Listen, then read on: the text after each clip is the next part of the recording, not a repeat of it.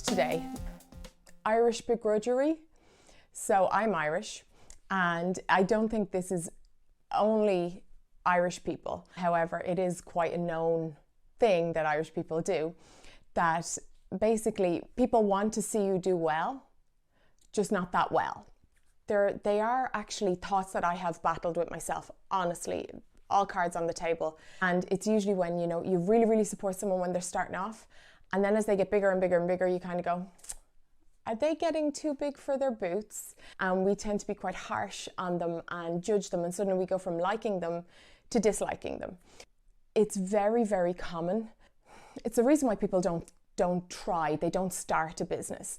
It's a very unfortunate thing because it is usually down to jealousy, and it's usually down to that mindset of scarcity. They have it, but I couldn't have it. I do believe that is a trauma response. We have generational trauma when it comes to scarcity and being poor in our country. And like it was down to, get a 9-to-5 job and you can put food on the table. And after that, you have notions. This safety of the 9-to-5, anyone who can't, live in that paradigm, which I am one of those people. I'm not a person who can work a 9-to-5 personally. And so I've always fallen outside of that, but it meant I've always taken risks and I've always done different things. And I do believe that begrudgery comes from that place of, well, they're doing something that's completely foreign to me and it's dangerous. And, what if it all falls through on them? And people like to see people fail. And that really angers me. It really angers me. Because even if I don't like a person, I don't like to see them, step away or fail or feel like they're a failure or, be trolled, because let's be fair, everyone loves to give out about something. The person who does tend to step outside of their comfort zone and put themselves in a position where they can be trolled or where they can be pulled down or where they can be bullied or any of those things, they're trying to create a better life for themselves. That is what they are doing. They're doing nothing wrong. They are not harming you, but these people are just trying to do something different, break the mold a little bit. Let's be fair, the greatest people in the world broke the mold. They followed a dream, and people don't hate them because they don't know them. And I find in a small country like Ireland that hate is the foundation is in jealousy. And if we remove that mindset, that scarcity mindset, just because someone has become successful, it doesn't mean you can't. Don't think you can't. If you can't, it's down to your excuses. It's your, if you don't try, it's down to your excuses. This fear of being judged goes hand in hand with the fear of failure. And the fear of failure is often greater than the will to succeed. That is very sad.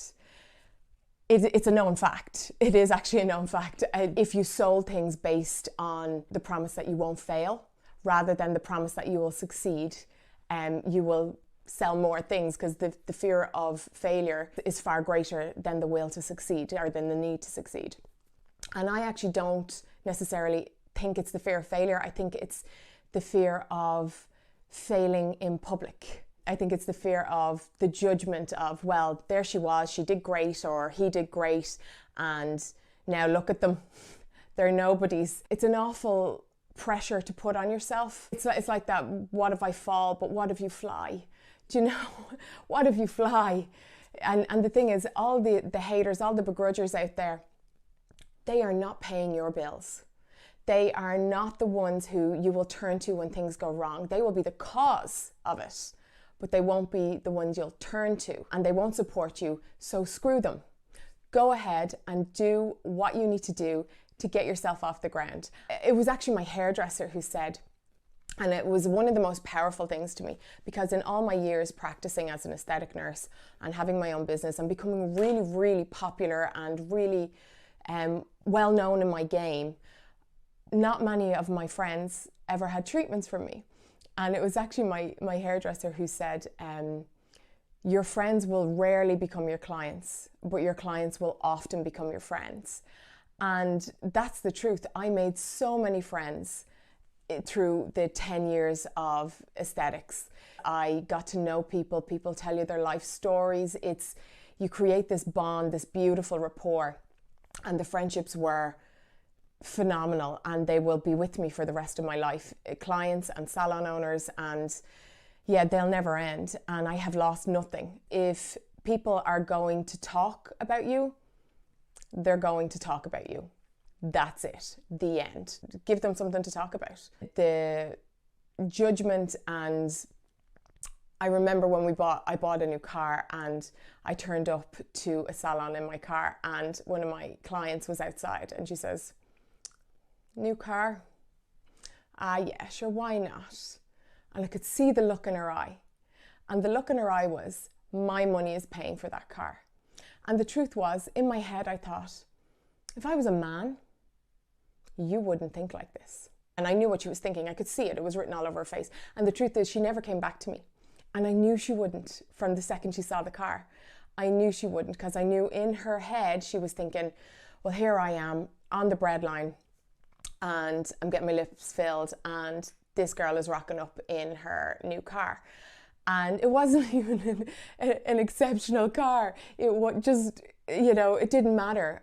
I could have been anything. She was looking for something. And that's the thing, people will always look for something.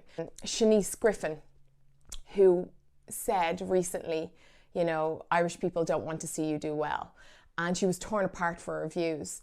And she was torn apart because she's successful, for no other reason. But the truth is, she was torn apart by people who didn't want to see her do well. So it was quite funny, because she was literally proving the theory correct by saying that. And then I actually read recently, it was Niamh Cullen who had started up a clothing line, and she said, she's 4 lawsuits in a year, and it's been the hardest year of her life, and she was quite ashamed, and she was upset, and everyone was like, oh, boo-hoo, oh, poor you, because, all that money in your mansion and blah, blah, blah. And nobody knows what her bank account looks like. Nobody knows, so that's no one's business, firstly.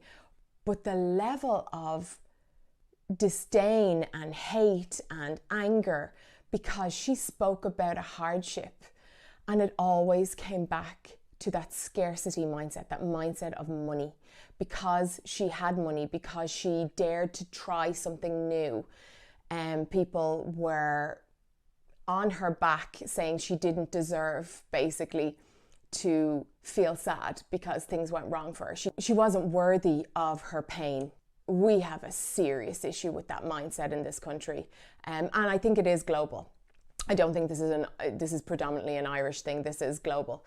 And I just think, for all of you haters out there, get a grip. Anything that anyone has done, you can also try your hand at. Success isn't limited. There is an abundance of success.